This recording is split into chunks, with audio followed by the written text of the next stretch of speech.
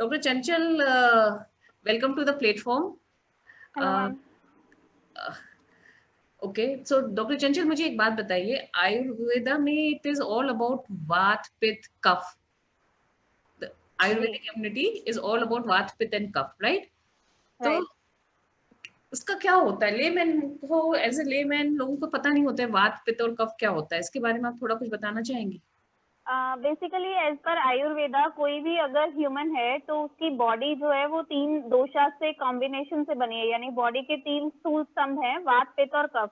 तो जो हमारा न्यूरोलॉजिकल सिस्टम है पूरा बॉडी का, वो वात दोषा से हम कंपेयर कर सकते हैं अगर हम जनरल लैंग्वेज में बात करें। सिमिलरली अगर पित्त दोषा की बात करते हैं तो जो भी डाइजेस्टिव सिक्रीशंस हमारी बॉडी में होते हैं या जो भी गॉल ब्लैडर से सिक्रीशंस हो रहे हैं बाइल के, ये सब सिक्रीशंस जो है वो पित्त दोषा में आते हैं। अगर इन शॉर्ट बात करें तो जो हमारी अग्नि है, यानी जो हमारे स्टमक के डाइजेस्टिव फायर है, वो पित्त दोषा से बहुत ज्यादातर कोरिलेट की जा सकती है। सिमिलरली जो कफ दोषा है वो हार्मोन्स को इंडिकेट करता है। अगर हम कंपैरिजन की बात करें तो वो हार्मोन से हम कंपेयर कर सकते हैं। तो ये तीनों दोषास जो हैं ये बॉडी के 3 स्तंभ बताए गए हैं और इन्हीं के बेसिस पे हमारी बॉडी चलती है। तो अगर इन दोषास में कहीं पर भी कुछ भी इक्विलिब्रियम में कुछ डिफरेंस आता है तो बॉडी में डिजीजेस आती हैं। तो जो भी दोषा एग्रीवेट होगा या जो भी दोषा डिस्टर्ब होगा, उसी से रिलेटेड डिसऑर्डर्स हमें मिलते हैं। लाइक अगर किसी का वात एग्रीवेट होगा तो उसको पेन के, जॉइंट पेन के इश्यूज या फिर जो भी हमारे न्यूरोलॉजिकल डिसऑर्डर्स हैं वो देखने को मिलते हैं। अगर किसी का पित्त बहुत एग्रीवेटेड होता है तो बॉडी में बहुत हीट फील होती है पेशेंट को, या उसका डाइजेस्टिव सिस्टम अच्छा नहीं होता है, बहुत हाइपर एसिडिटी के इश्यूज रहते हैं। कफ दोषा अगर किसी का एग्रीवेट होता है तो हार्मोन डिसऑर्डर बहुत ज्यादा होता है, लाइक उनके थायराइड डिस्टर्ब रहेगा, प्रोलैक्टिन डिस्टर्ब रहेगा। तो ये दोषा जो है इससे रिलेटेड डिसऑर्डर्स उन पेशेंट्स में देखने के लिए मिलते हैं। तो ये सिर्फ एक मॉडर्न कोरिलेशन को समझने के लिए कंपैरिजन है, अदरवाइज वात पित्त कफ एक बहुत वास्ट टर्म है और उसको समझने के लिए बहुत आयुर्वेदा को डीप जानना जरूरी हो जाता है। अच्छा, थैंक यू डॉक्टर चंचल. एक तो इन तीनों दोषा में से अगर कोरोना या कोविड होता है तो कौन सा दोष बदल जाता है? तीनों ही दोषा का तीनों वेरिएशन देखने तीनों को मिलता तीनों का है, वो तीनों मिक्सचर. का मिलता है।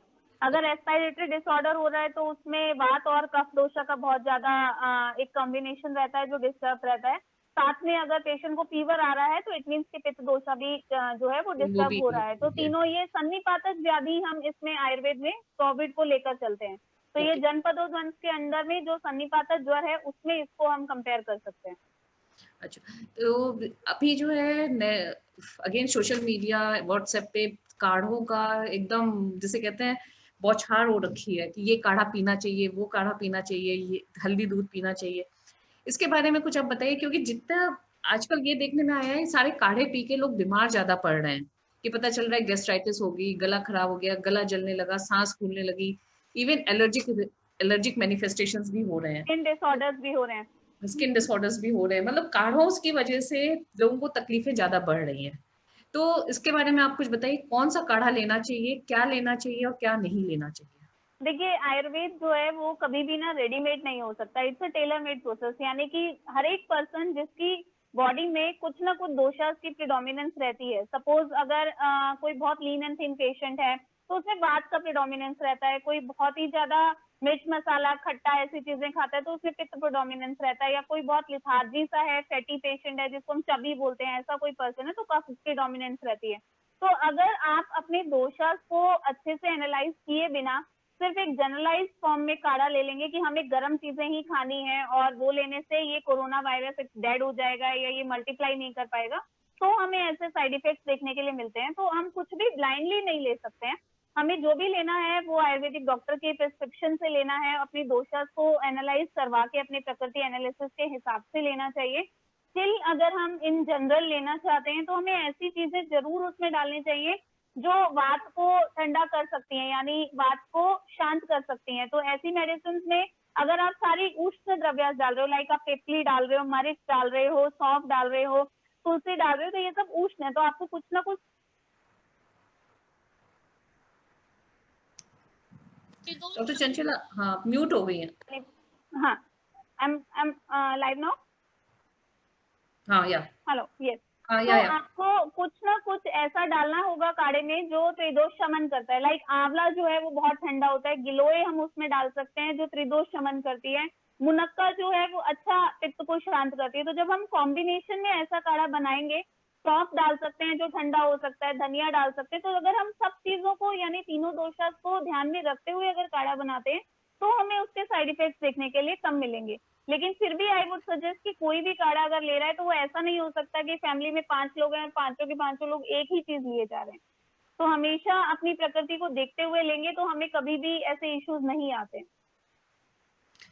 ये बहुत ही यूजफुल इंफॉर्मेशन थी, क्योंकि जनरली ये देखा जा रहा है एक बड़े से पतीले में काढ़ा बनाया जाता है और सवेरे से लेकर और वो शाम तक सारे पूरे घर को वही काढ़ा पीने को मिलता रहता है, जिसकी वजह से आए दिन लोग इन सब कंप्लेंट से हमारे पास आ रहे हैं। तो बिल्कुल हर जने को काढ़ा लेने से पहले डेफिनेटली एक आयुर्वेदिक डॉक्टर से कंसल्ट करके और फिर उसकी बॉडी के हिसाब से वो काढ़ा लेने की जरूरत है। This is what you are saying. और इवन बच्चों के लिए काढ़ा अलग रहेगा, बड़ों के लिए अलग रहेगा, जब it is as per the body shape, size, age and all those things, and exactly individual persons also. तो अगर मैं एक कोई सिंपल काढ़ा बोलूं, मतलब सिंपल रेमेडी जिससे कि इम्यून बूस्ट हो जाए पूरे परिवार का इकट्ठे, जिसके साइड इफेक्ट्स भी मिनिमल हो, तो उसके लिए आप क्या रिकमेंड करेंगी? आई वुड सजेस्ट कि आप काढ़ा ना लेके च्यवनप्राश लें, बिकॉज च्यवनप्राश पूरी फैमिली ले सकती है और उसके अंदर वो त्रिदोष शमन वाले सारे हर्ब्स जले होते हैं। तो च्यवनप्राश आप गर्मियों में भी ले सकते हैं, सर्दियों में भी ले सकते हैं, और वो पूरी फैमिली में बच्चे से लेके बुजुर्ग तक हर इंसान ले सकता है। That is safe. Other than that अगर काढ़ा भी बनाना चाहते हैं तो आप काढ़े के कुछ इंग्रेडिएंट्स नोट कर सकते हैं, लाइक अश्वगंधा, गिलोय, मुनक्का, आंवला, सोंठ, तुलसी, मुलेठी, काली मिर्च, पिपली, सौंफ और इलायची। अगर हम ऐसा डाल के कॉम्बिनेशन में फिर काढ़ा बनाते हैं तो इसके जो जो हाइपर एसिडिटी या फिर जो गैस्ट्राइटिस ये सब इश्यूज होने के चांसेस मिनिमल रहेंगे। ओके, तो इसका कुछ ड्यूरेशन होता है, कितनी देर पकाते हैं, कितने पानी में पकाते हैं? काढ़ा जो है वो कभी भी बनाएंगे तो आपको जितना पानी आप उसे डाल रहे हैं उसका 1/4 जब तक वो नहीं रह जाता तब तक उसे पकाया जाता है। सपोज आपने 1 गिलास पानी के अंदर ये सब कॉम्बिनेशन का पाउडर डाला है तो वो जब तक उसको हमें बॉईल करना है टिल द टाइम वो 1/4 रिड्यूस नहीं होता, उसके बाद उसे छान के ले सकते हैं। तो ये जो पाउडर होता है, ये आप ये आयुर्वेदिक डॉक्टर्स के पास मिलता है या घर पे नहीं, बनाया जाए? ये आयुर्वेदिक डॉक्टर्स के पास अवेलेबल होते हैं। ये अवेलेबल होता है and we can buy it, क्योंकि किस कॉम्बिनेशन में उनको डालना है ये भी एक वो होता होगा बिल्कुल। ये नहीं है कि एक एक चम्मच सब डाल दो। एज फैक्टर के हिसाब से वेरी करता है। लाइक अगर आप काली मिर्च डाल रहे हो तो आप बच्चे में सिर्फ एक पिंच डालेंगे, अगर आप बड़ों के लिए बना रहे हो तो आप उसको 1/4 टीस्पून तक डाल सकते हैं, बुजुर्ग के लिए बना रहे हैं तो फिर वो 1 पिंच तक ही डलेगा। तो इट मैटर्स कि कौन सी हर्ब कितना डालना है, तो वो डॉक्टर की सलाह से ही होना चाहिए। Thank you. दिस ये मेरे ख्याल से अगर लोग इस चीज को फॉलो करेंगे तो उनको जो साइड इफेक्ट्स काढ़ों की वजह से हो रहे हैं वो नहीं होंगे। एंड मैं आप सारे अपने व्यूअर्स को बता देती हूँ, जिसमें मेनली हमारे फैमिली फर्स्ट के व्यूअर्स हैं। आप ये सारी जो भी अपना एक चेकअप होता है वो आप डॉक्टर चंचल के पास करा सकते हैं, और अगर आप हमारे फैमिली फर्स्ट के कार्ड के मेंबर हैं तो फर्स्ट कंसल्टेशन भी आपकी हमारे डॉक्टर्स के पास फर्स्ट कंसल्टेशन फ्री होगी। सो डॉक्टर चंचल, मोस्ट प्रोबेबली आपके पास काफी लोग हैं, उनकी क्वेरी आएगी कि किस तरीके से इनको करना चाहिए।